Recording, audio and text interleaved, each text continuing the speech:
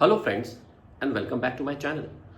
Friends, कुछ दिन पहले मैंने साइंस और वेदों पर एक पॉडकास्ट रिलीज़ किया था। उसका पार्ट 2 मुझे रिलीज़ करना था। वो पॉडकास्ट तो मैंने शूट कर लिया है, बट मैं उसका रिलीज थोड़ा मैंने अभी बाद में करूँगा। और ये वीडियो मैं इसलिए रिलीज़ कर रहा हूँ क्योंकि मुझे लगा अब समय आ गया है। मेरे इनफैक्ट दिमाग में बहुत दिन से इसके बारे में, इस टॉपिक के बारे में मैं सोच रहा था कि कब इसको मैं रिलीज़ करूँ। और मुझे लगता है यही समय है क्योंकि अभी ICSE, ISC 10th 12th के एग्ज़ाम हुआ, IIT के भी एग्ज़ाम हुए थे, तो बहुत हलचल है अभी इस वक्त। और मुझे लगा ये बिल्कुल सही समय है इस वीडियो को रिलीज़ करने के लिए। ये जो टॉपिक मैं ले रहा हूँ ये नॉर्मली मैं अपने सेशंस में लेता हूँ, जो मैं डिफरेंट फोरम्स में करता हूँ। और इसलिए अब मुझे लगा कि अब मैं इसको आपके सामने पेश करूं। अभी कुछ दिन पहले मैं दो टॉप मैनेजमेंट इंस्टीट्यूट्स, भारत के जो दो टॉप मैनेजमेंट इंस्टीट्यूट्स हैं उसमें गया था। वहाँ मेरे 2 लेक्चर्स थे।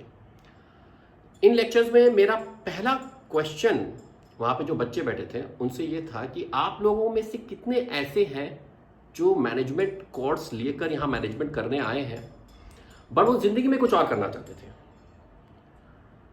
और ये एक सवाल मैंने दोनों इंस्टीट्यूट्स में किया। आप लोग सरप्राइज्ड होंगे कि ऑलमोस्ट 30 to 35% स्टूडेंट्स ने अपने हाथ खड़े करे वहां पर। एक इंस्टीट्यूट में मैंने एक बच्चे से पूछा कि तुम मैनेजमेंट करने क्यों आए हो, अगर तुम्हारा मन था कुछ और करने के लिए। तो वो बोला कि मैनेजमेंट करके करियर ग्रोथ अच्छा मिलता है और मनी ग्रोथ भी इसमें इंक्लूडेड है। दूसरे इंस्टीट्यूट में एक बच्ची ने जवाब दिया कि मैं तो सिंगर बनना चाहती थी, लेकिन मेरे पेरेंट्स की इच्छा थी कि मैं इस फील्ड में आगे बढ़ूं, तो मैं यहां आ गई। ये तो खैर एक चीज हुआ जो मेरे सेशंस थे उन इंस्टीट्यूट्स में। लेकिन अभी हाल ही में मैंने देखा एक पेरेंट जो अपने बच्चे को इंजीनियरिंग कराने में करवा रहे थे, प्रिपरेशन करवा रहे थे, वो सडनली उन्होंने डिसाइड किया कि मैं इसकी अब करियर काउंसलिंग कराऊंगा। तो मैंने उनसे पूछा कि आप इसकी करियर काउंसलिंग क्यों कराना चाहते हैं? वो अभी है 17-18 साल का, वो बड़ा हो चुका है, उसको पता है उसको क्या करना है। तो उन्होंने बोला नहीं ये कंफ्यूज्ड है, इसको पता नहीं है, मैं ही हूं जो इसकी मदद कर सकता हूं। और एक कैरियर काउंसलर इतने बढ़िया है, करियर काउंसलिंग से उसको समझ में आ जाएगा उसको क्या करना है आगे जाके लाइफ में। They are very good counsellors available. एक और पेरेंट है, अभी मैंने काफी इस पे, मेरा ये इंटरेस्टिंग है, मैं इसमें काफी इस एरिया में अध्ययन करता हूं, बातचीत करता हूं, इसलिए मैं आपको ये सारे एग्जाम्पल दे रहा हूं।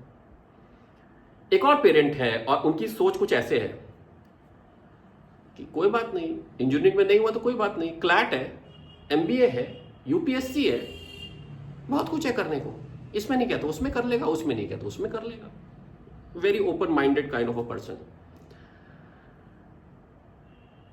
एक पेरेंट है जिनके पास गया तो उन्होंने बोला कि मैंने अपनी बच्ची से बोला है गीता का श्लोक, कर्मण्येवाधिकारस्ते मा फलेषु कदाचन, यानी कि तुम कर्म करो और फल की चिंता मत करो।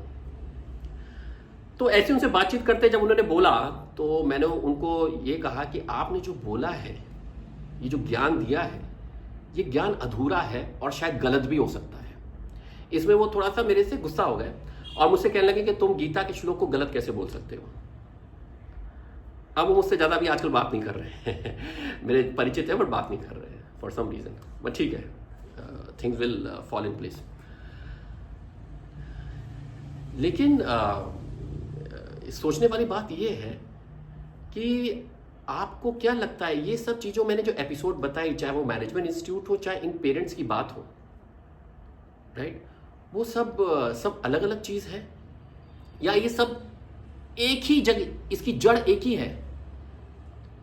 आपको लगता है कि ये अलग पॉइंट है, ये अलग पॉइंट है, ये अलग पॉइंट है, ये अलग पॉइंट है, जो मैंने अभी आपको जो बताया, ऐसे बहुत सारी चीजें मैं बता सकता हूं, इतना समय नहीं है मेरे पास, राइट? आपको क्या लगता है ये सब अलग अलग चीजें हैं कि इनकी जड़ एक है? ये समझना बहुत जरूरी है, और खासकर उनको जो अभी पेरेंट्स हैं, जो जिनके बच्चे करियर ओपन अप कर रहे हैं या जिनके बच्चे अभी छोटे हैं, जो छोटे जिनके बच्चे, उनके लिए बहुत महत्वपूर्ण है, क्योंकि सारी चीजें वहीं से शुरू होती है। अब मैं आपको जो बता रहा हूं उसको आप विजुअलाइज करना शुरू करिए। एक बच्चे की लाइफ क्या है, आप ये सोचिए। एक बच्चे की लाइफ अगर हम इस पूरा स्पैन देखेंगे तो यहां वो पैदा हुआ है, यहां से उसकी लाइफ शुरू हुई है। इस पूरी लाइफ में 3 तरह के आप बोलिए 3 पार्ट बोलिए या थ्री, अगर मैं इसकी लाइफ को एक स्टेज मानूं तो यहां 3 एक्टर्स हैं इस स्टेज में जो इस प्ले को इन्फ्लुएंस करते हैं। अगर उसकी लाइफ को मैं प्ले मान लूं, जस्ट ये एनालॉजी है। पहला एक्टर जो इसकी लाइफ को इन्फ्लुएंस करता है वो है society. One of the greatest influencer उसकी लाइफ को चेंज करने में।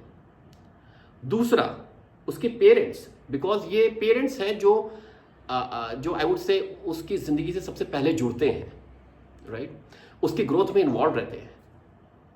और तीसरा टीचर यानी गुरु, ये इसके गुरु उसके लाइफ में थोड़ा पीछे आते हैं से आफ्टर द पेरेंट्स।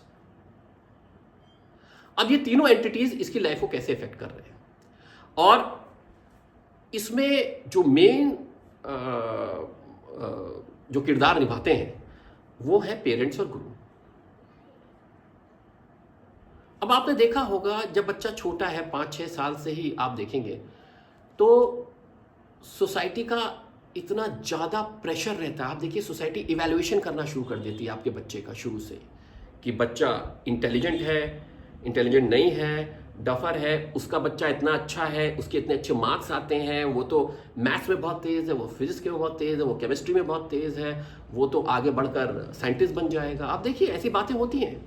इनफैक्ट आज से करीब 23 साल पहले जब मैंने अपना करियर शुरू किया था, एक कंपनी ज्वाइन करी थी और मैं उस कंपनी में ज्वाइन किया एज अ ग्रेजुएट ट्रेनी, तो वहाँ पर एक ग्रुप ऑफ फादर्स जो थे ना, जो वहाँ के जो मैनेजर्स थे, वो बेसिकली जो थे उनके बीच में मैं बैठा हुआ था। वो सब फादर्स थे, अपने बच्चों के एडमिशन की बात कर रहे थे और उनके डिस्कशन में ये चल रहा था कि तेरे बेटे का तो जल्दी एडमिशन हो जाएगा, तेरा बच्चा बहुत इंटेलिजेंट है, मेरा बच्चा तो इंटेलिजेंट नहीं है। ऐसी बातें हो रही थी। Can you imagine? तो इशू ये है कि वो जो सोसाइटी है वो इवैल्यूएशन शुरू कर देती है और इस इवैल्यूएशन में धीमे धीमे हम लोग फंसना शुरू हो जाते हैं कि किसका बच्चा कैसा है, कौन किस में है। अच्छा, ये सोसाइटी भी इवैल्यूएट कैसे करती है? ये सिर्फ एक ही पैरामीटर पे इवैल्यूएट करती है। किस पे? स्टडीज पे। और उसमें भी बहुत स्पेसिफिक हो जाता है, मैथ्स, साइंस, फिजिक्स, केमिस्ट्री। उस पे आप कभी भी देखेंगे जब भी एग्जाम्स होते हैं, किसी तरह भी एग्जाम हो, तुरंत सोसाइटी के लोग वो बच्चे के बारे में पूछते हैं इसके कितने मार्क्स आए, फिर इवैल्यूएशन भी शुरू करते हैं। अभी मैं इसमें एक पार्टी में गया था, बर्थडे पार्टी थी एक बच्चे की। मैं खड़ा था वहाँ पे, बच्चा जिसका अभी वो हुआ है ICSE हुआ है, सॉरी ISC 12th का एग्जाम हुआ है। अब उसके आए हैं 90% और एक महानुभाव आते हैं और बोलते हैं बेटा 90% तो आए लेकिन थोड़ा और अच्छा हो सकता था। आजकल तो ज़माना 95 to 99% का है। बताइए, ये तो हो रहा है। अब इसमें होता क्या है, ये जो सोसाइटल प्रेशर बिल्डअप होता है फैमिलीज पे, इसको पेरेंट्स बहुत ज़्यादा सीरियसली ले लेते हैं। अब पेरेंट्स का एंगल क्या है इसमें पेरेंट्स का एंगल ये है 2 तरह से। एक तो सोसाइटल प्रेशर है टू प्रूव कि मेरा बच्चा इज द बेस्ट, उस पर प्रेशर डालते हैं तुम्हारे मार्क्स अच्छे हो, इसके मार्क्स ऐसे आ गए, तुम्हें भी वो वैसे मार्क्स लाने, उससे बेटर लाना है। इसमें ये जब हम इस मोड में जाते हैं तो हम बच्चे को क्या देते हैं, टारगेट्स देना शुरू कर देते हैं। इसका 95% है, तुम्हें कम से कम इतना तो लाना चाहिए, 96% लाना चाहिए। You have to beat that guy, you have to do that, you have to achieve your targets. जब आप ये सब शुरू करते हैं, राइट, तो बच्चा किस मोड में चला जाता है? बच्चा एक टारगेट अचीवमेंट मोड में चला जाता है, वो कॉम्पीटिंग मोड में जाता है, कॉम्पिटिशन सेट इन होना हो जाता है उसके दिमाग में। दूसरा, यही पेरेंट्स जो अपनी लाइफ में ज्यादा कुछ कर नहीं पाए, ये चाहते हैं कि जो वो नहीं कर पाए इनका बच्चा पूरा करे। अब प्रॉब्लम बच्चे का नहीं है, प्रॉब्लम आपका अपना है। अब आप लाइफ में जो नहीं कर पाए, अपनी ड्रीम्स फुलफिल नहीं कर पाए, वो बच्चा इसलिए नहीं पैदा हुआ है कि वो आपकी ड्रीम्स फुलफिल करे। ये आपकी अपनी प्रॉब्लम थी, आप नहीं कर पाई, आपकी अपनी प्रॉब्लम थी, आपको खुद सॉल्व करना था। बच्चे पर अपने एस्पिरेशंस ना थोपे। वो बच्चा जब आया है तो अपने एस्पिरेशंस के साथ आया है इस दुनिया में, और वो अचीव करेगा या करना चाहता है जो उसकी अपनी एस्पिरेशंस है, जो उसके अपना ऑब्जेक्टिव है। लेकिन हम पेरेंट्स क्या करते हैं, अपने एस्पिरेशंस उन पे थोप देते हैं। जो मैं नहीं कर पाया मेरे बच्चे कर देंगे। हम पेरेंट्स क्या करते हैं, कंपटीशन थोप देते हैं, जो दूसरा बच्चा कर रहा है उससे बेटर करके दिखाओ। और ये सारा सेंटर्ड अराउंड रहता है एकेडमिक सब्जेक्ट्स की। सोसाइटी अनफॉर्चुनेटली इवैल्यूएट करती है एक बच्चा इंटेलिजेंट है कि नहीं इंटेलिजेंट, अगर उसके मार्क्स ऊपर नीचे जा रहे हैं इन एकेडमिक सब्जेक्ट्स। यहां पर आप देखेंगे पेरेंट्स अपना रोल कैसे प्ले कर रहे हैं। Look at the role they are playing. Do you think this is correct?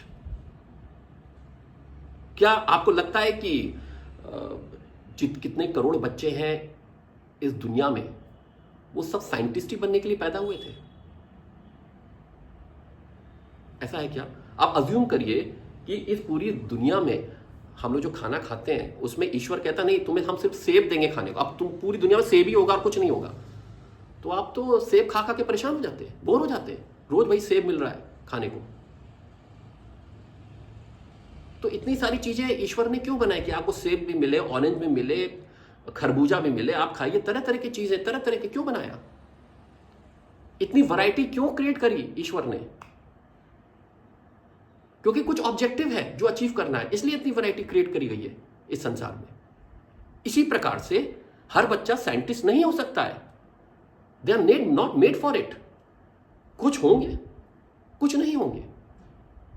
हर बच्चे के अपने एस्पिरेशंस और ऑब्जेक्टिव्स अलग अलग होते हैं, जिसके लिए वो ट्राई करने की प्रयास करता है, लेकिन हम उसका डायरेक्शन भटका देते हैं। एक पेरेंट है जो कहते हैं, मैं अपने बच्चे को बोलता हूं कि तुम दुनिया से कंपीट मत करो, अपने से कंपीट करो। मेरा सिर्फ उस पेरेंट को यह कहना है कि कंपीट ही क्यों करना? संसार में जो बच्चे आए हैं वो बड़े हो जाएंगे, वो कंपटीशन करने नहीं आए यहां पर। इस संसार में कोई भी हम में से जो पैदा हुआ है वो किसी से कंपटीशन करने आया ही नहीं है। ये एक मिथ है। हम लोग आए हैं एक पर्टिकुलर ऑब्जेक्टिव फुलफिल करने, और वो हमको पूरा करना है।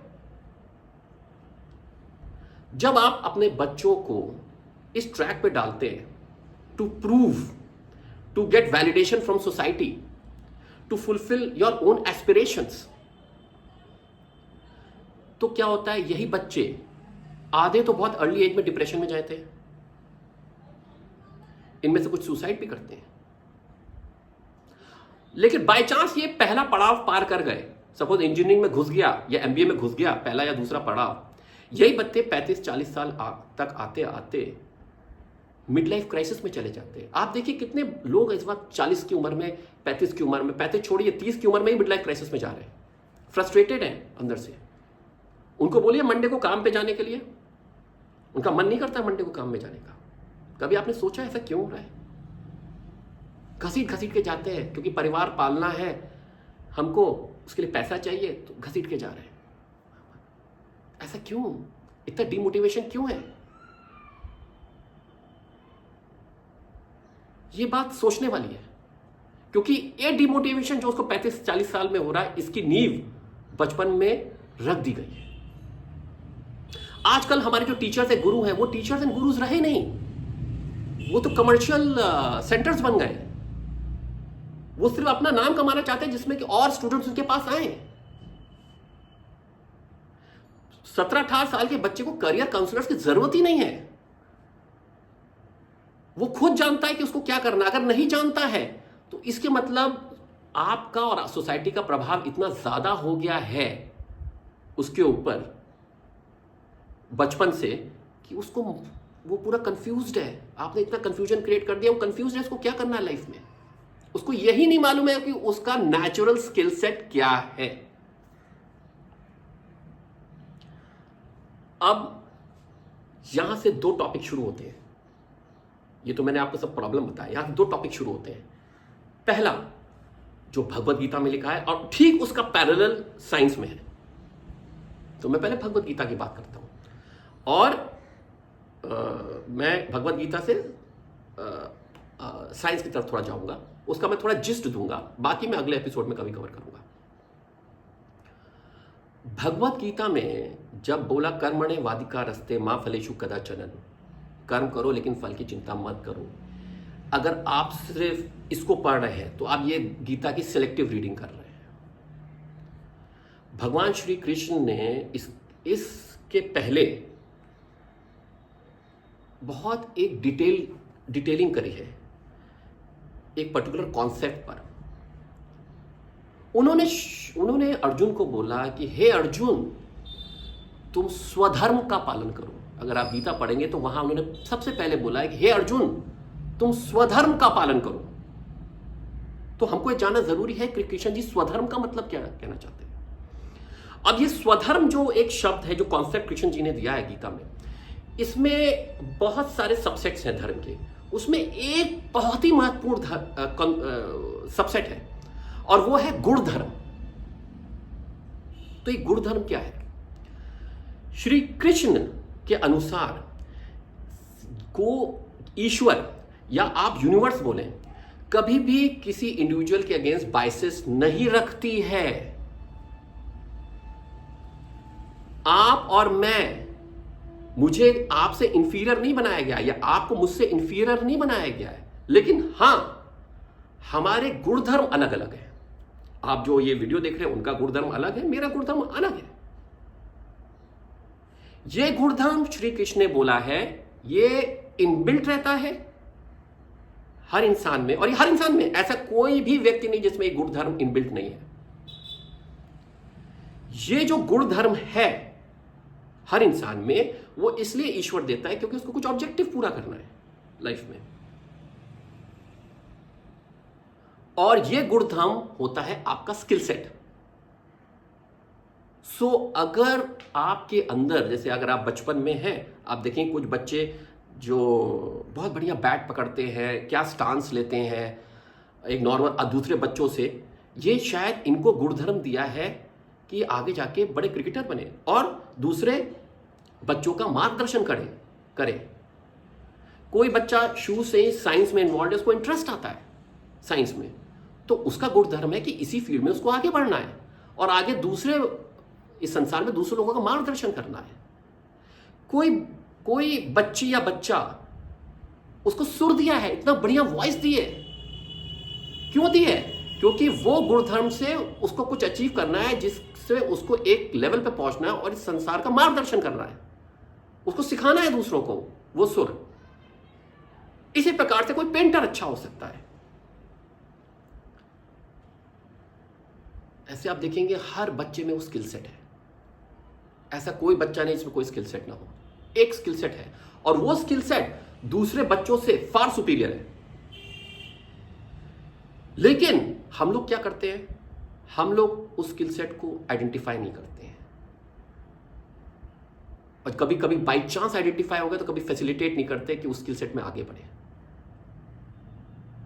सोसाइटल वैलिडेशन, कन्फॉर्मेंस के चक्कर में हम उसको कहते हैं तुम फिजिक्स केमिस्ट्री मैथ्स करो, क्योंकि इसी से इंटेलिजेंस को हम लोग आंकते हैं।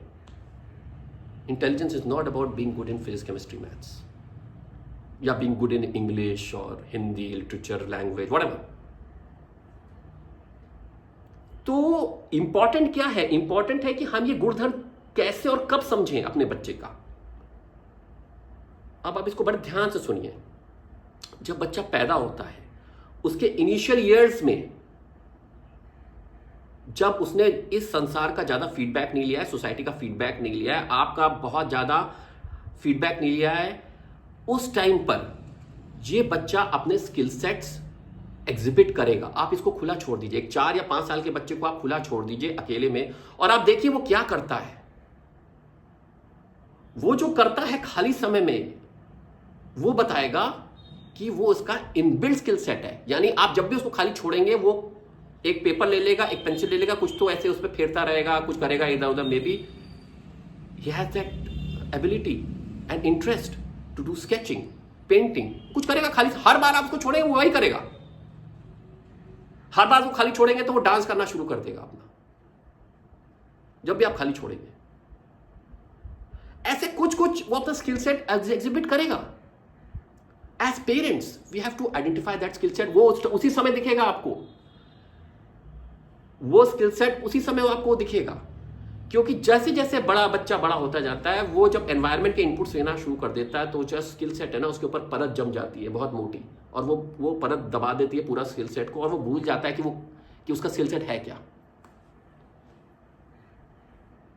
आपको कैरियर काउंसलर की इसलिए जरूरत पड़ती है क्योंकि उसका स्किल सेट दब चुका है इस बोझ के तले। अब वो समझ नहीं पा रहा उसको जिंदगी में क्या करना है। आपने फैसिलिटेशन किया ही नहीं, आपने आइडेंटिफिकेशन किया ही नहीं। आजकल हस्बैंड वाइफ दोनों काम पे चले जाते हैं, बच्चा क्रश में पढ़ता है या मेड पालती है, तो आप कैसे उसका गुणधर्म जानेंगे? गुणधर्म तो सिर्फ शुरू में ही आइडेंटिफाई हो पाएगा उसका। बहुत लकी लोग हैं जिनका जो अपने होल्ड ऑन करते हैं अपने गुणधर्म को, आगे जा पाते हैं, maybe because of better facilitation by parents, और maybe they just hold on to it. इनके पेरेंट्स को बोले ये करो, वो कर नहीं रहे, और उन्होंने they are just held on to what they feel is right.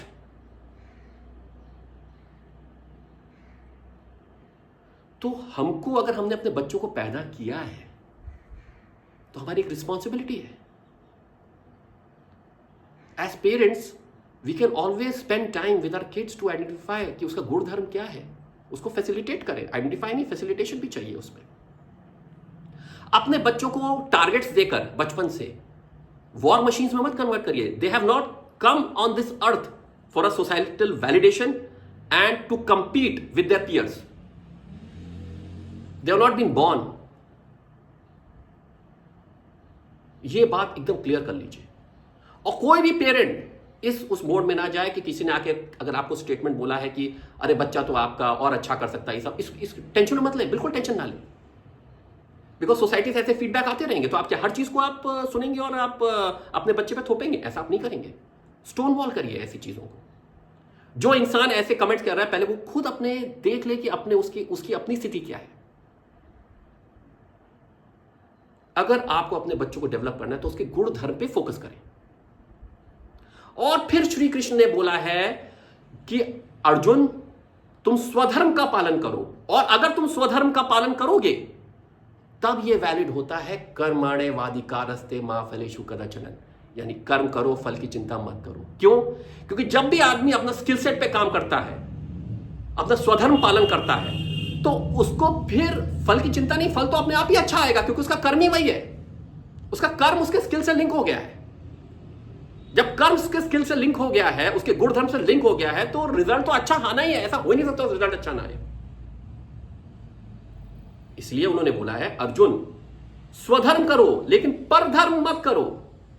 यानी आपका बच्चा अगर सिंगर है तो उसको एमबीए मत कराओ। आपका बच्चा अगर पेंटर है तो उसको इंजीनियरिंग मत कराओ। परधर्म मत कराइए। अगर आप परधर्म कराएंगे तो ये कर्मणे वादिकारस्ते ये वैलिड नहीं है। ये तभी वैलिड है जब आप स्वधर्म कराएंगे अपने बच्चे से, तभी चलेगा, नहीं तो ये नहीं वर्क करने वाला।